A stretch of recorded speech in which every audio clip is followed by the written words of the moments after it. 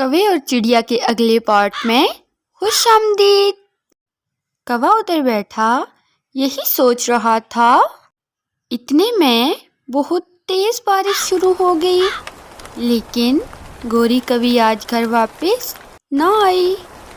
गोरी के ना वापस आने की वजह से आज तो कौवा भी बहुत परेशान था। बहुत देर कालू कौवा गोरी कभी का इंतज़ार करता रहा। इतनी ही देर में गोरी कभी भी अपने घर की तरफ लौट आई।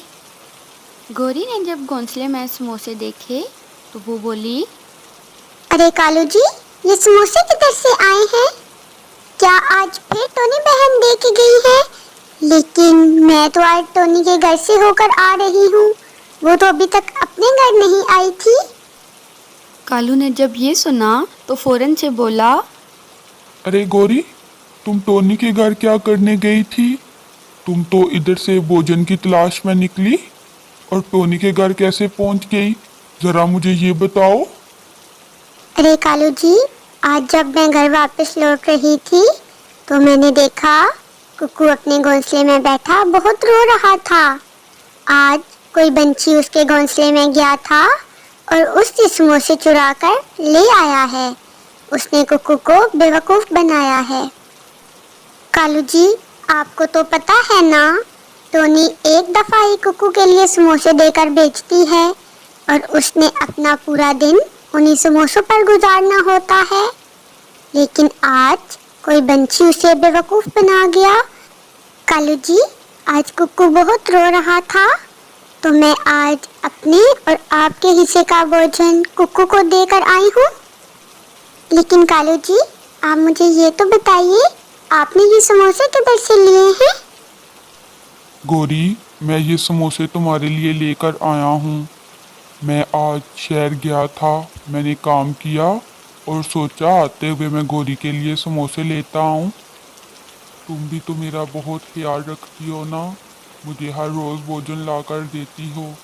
पर गोरी सुनो, तुम किसी भी पंछी को ये मत बताना मैं ये तुम्हारे लिए समोसे लेकर आया हूँ।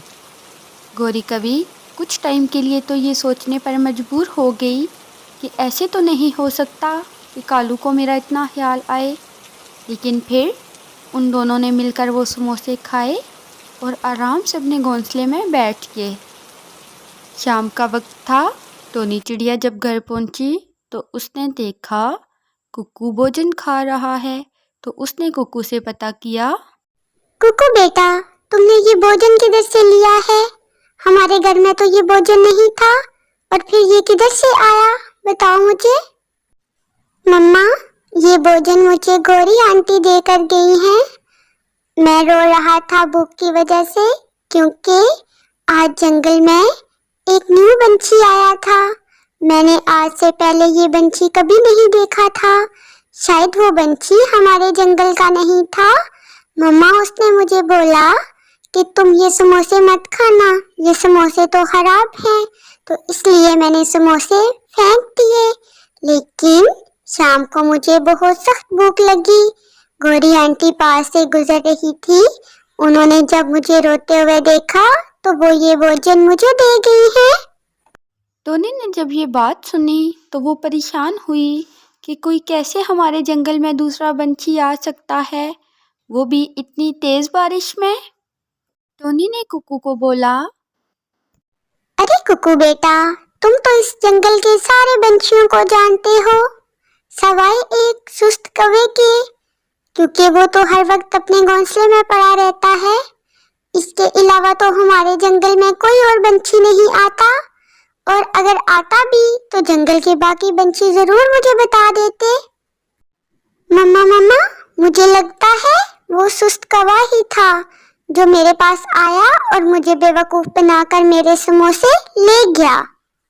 टोनी चिड़िया भी ये बात समझ गई थी कि ज़रूर वो सुस्त कौवा ही होगा। लेकिन उसने कुक्कू को बोला, कुक्कू बेटा, परेशान मत हो। उस कौवे ने तुम्हारे साथ ज्यादती की है तो देखो, उसके हिस्से का भोजन तुम्हारे पास खुद ब खुद चल के आ गया है और उसने तो चोरी का माल खाया है। इतने में अंधेरा छा गया।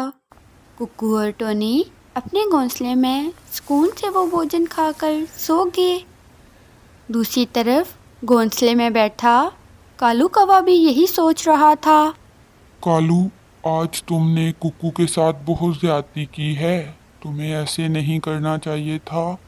अगर गोरी को पता चला, वो भी मुझसे नाराज होकर मुझे छोड़ के चली जाएगी। तुमने तो कुक्कू को बेवकूफ़ बनाकर आज समोसे खा लिए हैं, लेकिन तुम्हारे हिस्से का हक भी तो कुक्कू की तरफ चला गया है। पता नहीं टोनी मेरे बारे में क्या सोचेगी।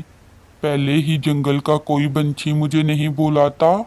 मुझे इतना सुस्त नहीं रहना चाहिए था। मुझे अपना काम खुद करना चाहिए था। कालू को अपनी गलती का एहसास हो जाता है और वो ये सोच लेता है कि सुबह होते ही वो टोनी से और गोरी कवि से माफ़ी मांगेगा और सारा सच उन्हें बता देगा। जैसे ही अगली सुबह होती है, कालू परेशान अपने घोंसले में बैठा होता है। गोरी उससे पता करती है। अरे कालू जी, आज क्या बात है? आज आप इतने परेशान क्यों हैं? गोरी, मैं तुम्हें एक बात बताना चाहता हूँ, लेकिन अगर तुम मुझसे नाराज ना हो तो।